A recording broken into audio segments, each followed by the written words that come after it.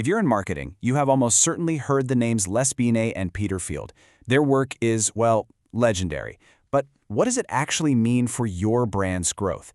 In this explainer, we're going to cut right through all the noise to get to the core, data-driven rules for building a truly successful brand.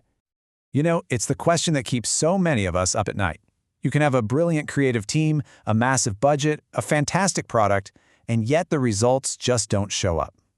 Why is it that a strategy that works wonders for one brand can completely crash and burn for another? It's a real paradox in our industry. And the answer, it turns out, is almost deceptively simple. Context.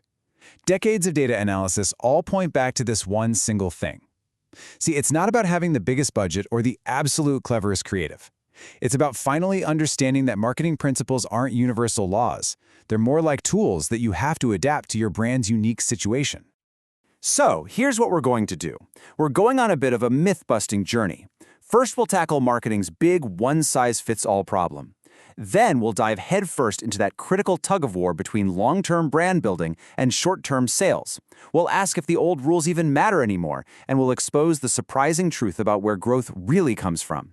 And finally, we'll pull it all together with one master rule to win in any context. Okay, so our guide for this whole journey is Binet and Field's landmark report, Effectiveness in Context. And you should think of it less like a rule book and more like a self-help manual for brands. It's built on this really powerful idea. It is dangerous to just blindly apply general marketing advice to your specific situation. The real skill is learning how to flex the rules. Right, let's start with the two most fundamental levers that every single marketer can pull. This is where we debunk the first big myth, this idea that faster is always better, that immediate sales are the only thing that matters. This is the classic battle between long-term brand building and short-term sales activation. It is absolutely crucial to understand that marketing has two very, very different jobs. Brand building, that's the long game. It's about using emotion to create these lasting memories that influence choices way down the line. Sales activation, on the other hand, is the short game. It's about harvesting the demand that's already out there with rational prompts to get a click, a call, or a purchase right now. Think of it this way. Brand building is making someone fall in love with your restaurant over many months. Sales activation is handing them a 2-for-1 coupon when they're hungry. So this brings us to a number I bet a lot of you have heard before, 60%. For years, the data has suggested that, on average, a healthy brand should be investing about 60% of its budget into that long-term, emotional brand-building work. And, you guessed it, the other 40% should go towards short-term sales activation. This 60-40 split became this famous rule of thumb for balancing these two critical jobs of marketing. But, and this is a big but, remember, it's an average, not some ironclad law.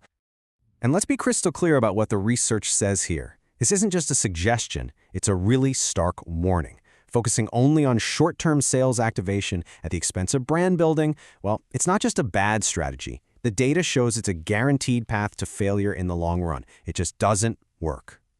Which, of course, leads us to the next big question. I mean, if 60-40 is the average, what happens when you're not average? What if your market is completely different? What if your customers behave differently? In other words, is this rule just another one of those one-size-fits-all traps?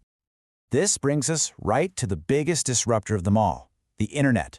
For years, the story we've been told is that the digital revolution, with its flood of data and direct response tools, has basically made old-school brand building obsolete. But has it really? Okay, this is where we find a really fascinating, totally counterintuitive truth. The data shows that the more people research a category online, the more you need to invest in brand building. So why is that? Well, it's because when people are actively comparing all their options, a pre-existing emotional connection is the thing that tips the scales in your favor. You have to win their hearts before they even start searching.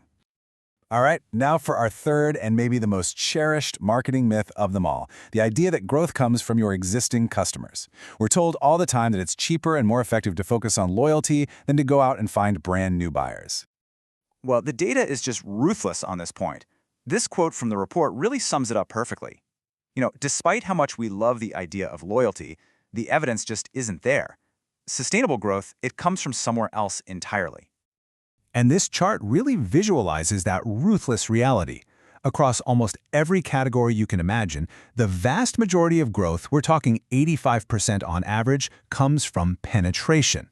Now, penetration is just a fancy word for getting more people to buy your product for the very first time. Loyalty, selling more to your existing base, is a tiny, tiny piece of the puzzle. This means the real engine of growth isn't about farming, it's about hunting.